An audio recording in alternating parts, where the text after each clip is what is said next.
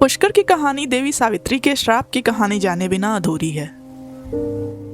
आखिर क्यों देवी सावित्री ने ब्रह्मा जी को श्राप दिया और एक श्राप की वजह से उन्हें पुष्कर से दूर क्यों जाना पड़ा? कहते हैं उसी श्राप की याद आज भी पुष्कर की एक पहाड़ी पर जिंदा है, जहां स्थित है सावित्री देवी का प्रसिद्ध मंदिर। लेकिन पुष्कर की कहानी यहीं खत्म नहीं होती। यहाँ एक और जगह है, वैद्यनाथ धाम, जहाँ महादेव की आस्था के साथ जुड़ी है एक अद्भुत जलधारा। कहा जाता है ये जलधारा सालों से लगातार बहती आ रही है, लेकिन इसका जल आखिर आता कहाँ से है किसी को नहीं पता। इसका असली स्रोत आज भी एक रहस्य बना हुआ है। तो चलिए आज एक्सप्लोर करते हैं सावित्री देवी मंदिर और वैद्यनाथ धाम और जानते हैं इन दोनों जगहों से जुड़ी आस्था, कहानी और उनके रहस्यों को।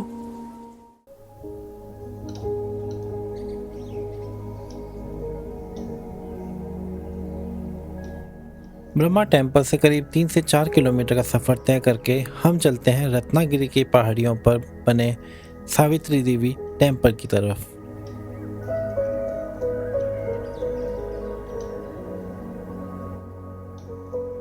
तो सावित्री टेम्पल की पार्किंग में हम लोग पहुंच गए हैं। पीछे इस रास्ते से हम लोग आए थे और ये पूरे आप मेरे पीछे देख सकते हैं, ये पूरी पार्किंग है। यहाँ पे फ्री पार्किंग है यहाँ पे और आप इजीली गाड़ी लगा सकते हैं। हाँ, बट पार्किंग के स्लॉट जो हैं वो थोड़े से लिमिटेड है।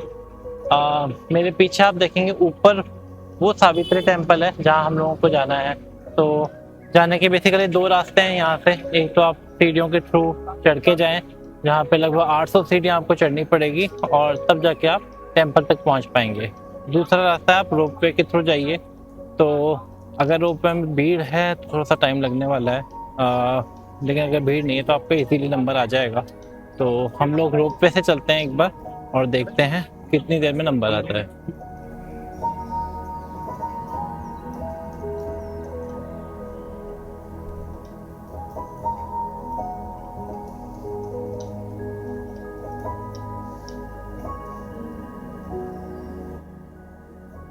तो ये बेसिकली जो रास्ता आप देख रहे हैं ये सीढ़ियों के थ्रू है जो टेम्पल तक जाता है और ये वाला रास्ता रोपवे के लिए है। तो चलिए रोपवे का टिकट देखते हैं कितनी देर में मिलता है।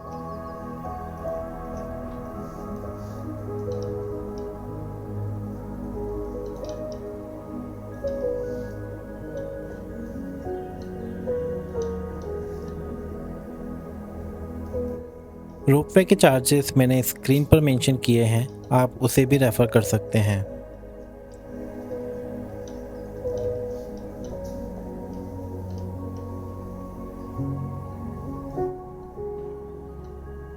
वैसे तो 11:40 हो गए हैं और 12 से 2 मंदिर बंद रहता है, फिर भी हमने रोपवे की टिकट ले ली है। देखते हैं मंदिर के दर्शन होते हैं या हमको रुकना पड़ेगा।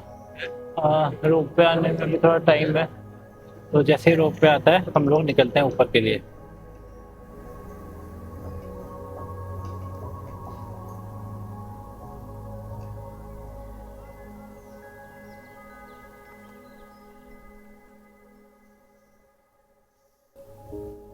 कहा जाता है भगवान ब्रह्मा ने पुष्कर में एक यज्ञ करने का निर्णय लिया था।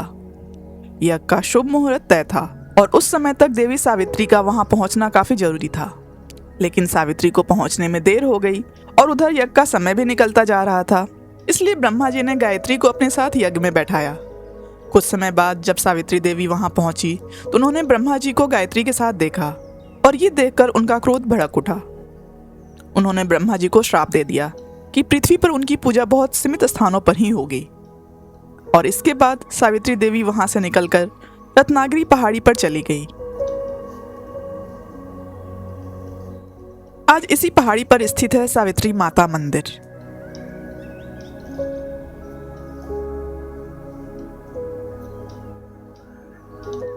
तो सावित्री टेम्पल हम लोग आ गए थे रोपवे से और कट टू कट 12 बजे से 3-4 मिनट पहले हम लोग पहुंचे होंगे और अब पट बंद होने वाला है मंदिर का। तो हम लोग बिल्कुल सही टाइम पे पहुंचे, दर्शन अच्छे से हो गए, ज़्यादा भीड़ भी नहीं थी अभी। और जो खास बात है इस स्पॉट की और इस मंदिर की वो ये है कि ये मंदिर पहाड़ों के ऊपर बना हुआ है और यहाँ से 360 डिग्री पुष्कर का व्यू आपको देखने को मिलता है।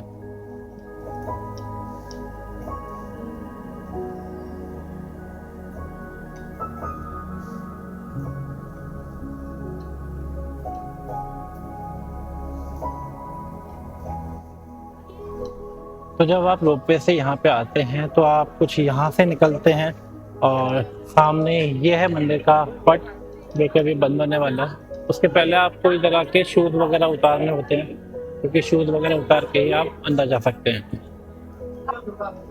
बाकी यहाँ पे एक छोटा सा रेस्टोरेंट है जहाँ पे आप में चाय नाश्ता वगैरह कर सकते हैं। चलिए अपना दर्शन हो गया, आगे चलते हैं।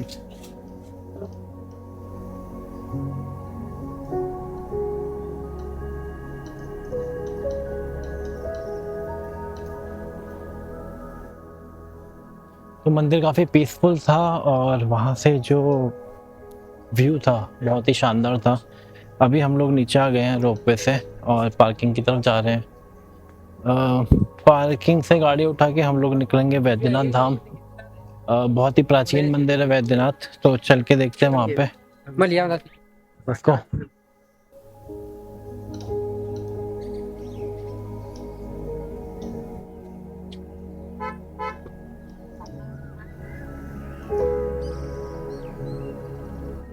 सावित्री टेम्पल से वैद्यनाथ धाम की डिस्टेंस करीब 10 से 12 किलोमीटर है और बीच रास्ते में आपको काफ़ी अच्छे ढाबास वगैरह मिल जाएंगे जहां आप अपना लंच या ब्रेकफास्ट वगैरह कर सकते हैं।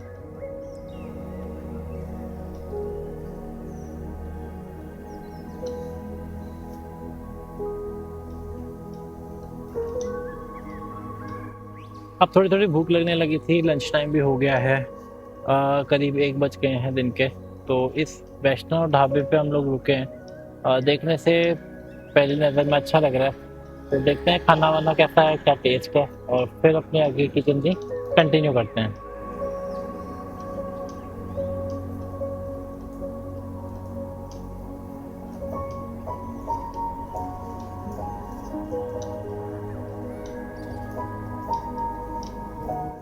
तो खाने का टेस्ट काफ़ी अच्छा था और काफ़ी साफ़ सुथरा ढाबा था यहाँ पे।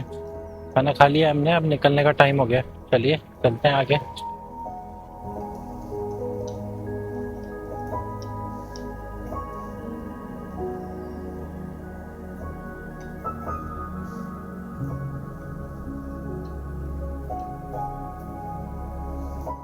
जैसे जैसे आप वैद्यनाथ धाम की तरफ बढ़ते जाएंगे और गाँव के बीच से निकलेंगे तो आपको एक सिंगल रोड मिलेगी। कुछ पैचेस आपको ऐसे भी मिलेंगे जहाँ पे रोड टूटी हुई है और कंस्ट्रक्शन का काम भी चल रहा है, लेकिन दोनों तरफ हरे भरे खेत हैं और सामने ग्रीन पहाड़ी है, तो रास्ता काफ़ी रोमांचक होने वाला है।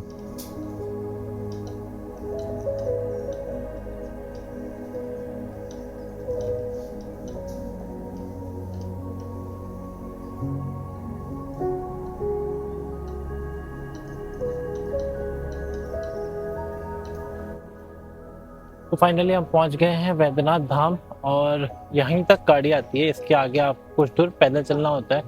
यहाँ पे आप अपनी गाड़ी पार्क कर सकते हैं इस एरिया में और उसके बाद में यहाँ से अपनी पैदल यात्रा स्टार्ट कीजिए। तो चलते हैं, थोड़ी थोड़ी बारिश आने लगी है अभी और मुझे लगता है बारिश तेज होगी, तो चलते हैं आगे और देखते हैं। पार्किंग से निकलकर करीब आपको 500 मीटर चलना पड़ता है पैदल, तब आप मंदिर पर पहुंचते हो। शांत पहाड़ियों के बीच बसा ये धाम पुष्कर की भीड़ भाड़ से दूर एक अलग ही आध्यात्मिक अनुभव देता है और यहाँ महादेव को वैद्यनाथ के रूप में पूजा जाता है। यहाँ आने का बेस्ट टाइम मॉनसून ही है, क्योंकि जब बारिश होती है तो यहाँ की पहाड़ियाँ पूरी हरी भरी हो जाती है। पर हाँ, सावन में आपको यहाँ पे श्रद्धालुओं की काफ़ी भीड़ देखने को मिल सकती है।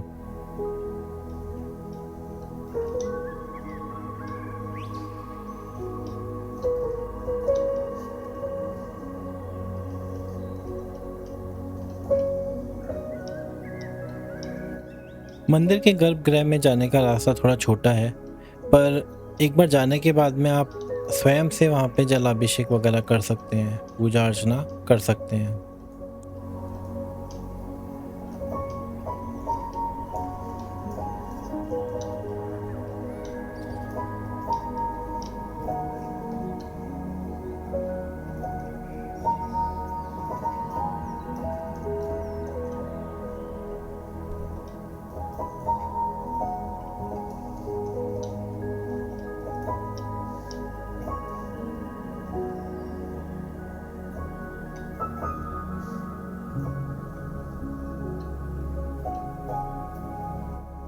तो अभी जस्ट हमने वैद्यनाथ मंदिर में भगवान शिव के दर्शन किए और जलाभिषेक किया।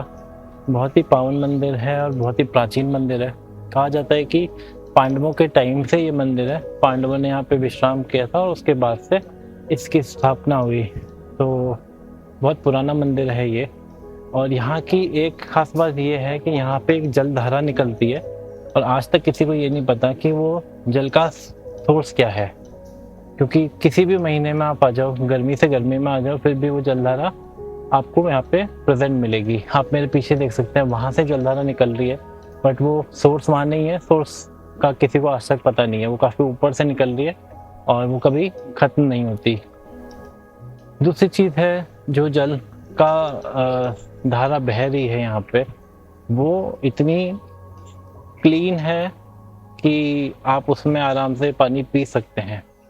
मैं आपको दिखाता हूँ कि ये देखिए, ऐसा क्लीन वाटर है बिल्कुल।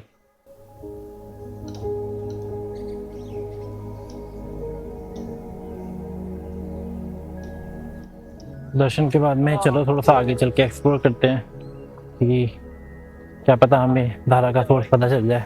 चलो आगे चलते हैं।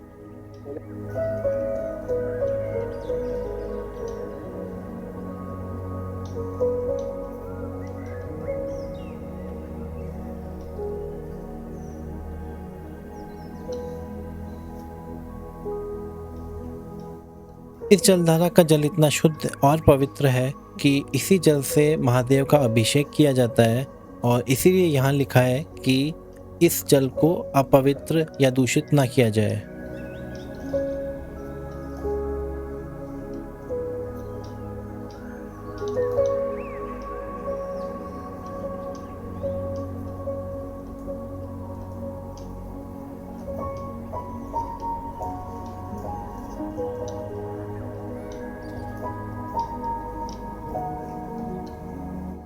तो हम लोग वहाँ नीचे थे पहले और अभी काफ़ी ऊपर तक आ गए हैं हम लोग चढ़ के, अब देख सकते हैं। लेकिन पानी के सोर्स का तो हमें आज तक पता नहीं चला है कि कहाँ से निकल रही है धारा।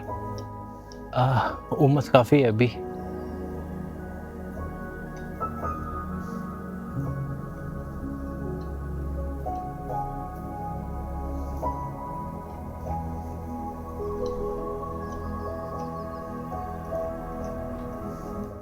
लेकिन हाँ, अगर आप लोग ट्रैकिंग के शौकीन हैं तो ये स्पॉट प्रेफर कर सकते हैं। काफ़ी अच्छी माउंटेन ट्रैकिंग हो जाएगी यहाँ पे आपकी। लेकिन गर्मी के टाइम पे आना अवॉइड कीजिए, मानसून या सर्दी के टाइम को प्रेफर कीजिए आने के लिए।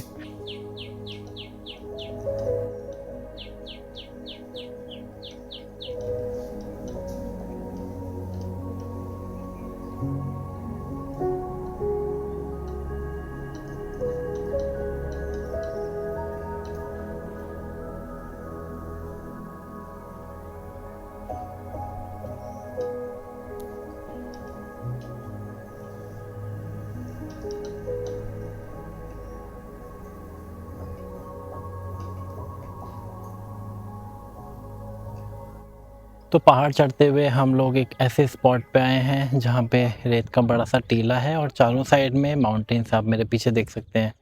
तो ये नेचर का एक अलग ही मास्टरपीस है। चूँकि मेरे से यहाँ के लोकल हैं तो जानते हैं उनसे कि यहाँ की हिस्ट्री क्या रही है और वैद्यनाथ टेम्पल की क्या हिस्ट्री है। तो क्या हिस्ट्री है यहाँ की?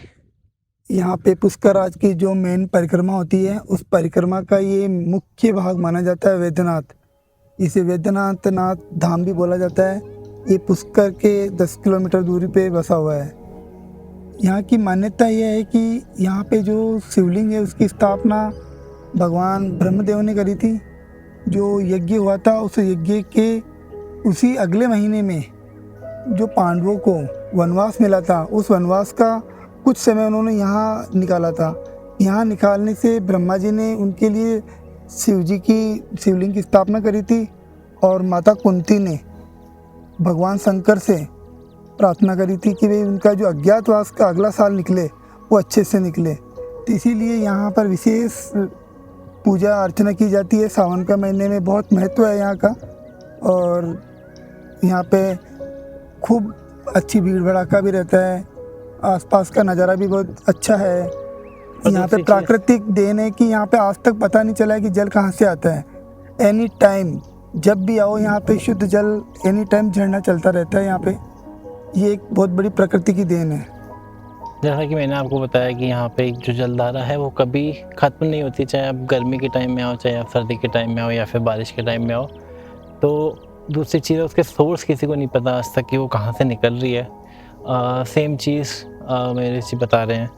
तो ऐसा है, पवित्र धाम है। और अगर आप राजस्थान में रह रहे हैं या राजस्थान से बाहर भी रह रहे हैं तो आपको ज़रूर एक बार यहाँ पे विज़िट करना चाहिए। अजमेर ज़िले का लास्ट गांव है ये, और कड़ेल गांव के बिल्कुल नज़दीक है। यहाँ पे आने जाने के लिए अपने व्हीकल से आना पड़ता है। चलिए ठीक है, थैंक यू मेरे Rishi for vital information. Thank you.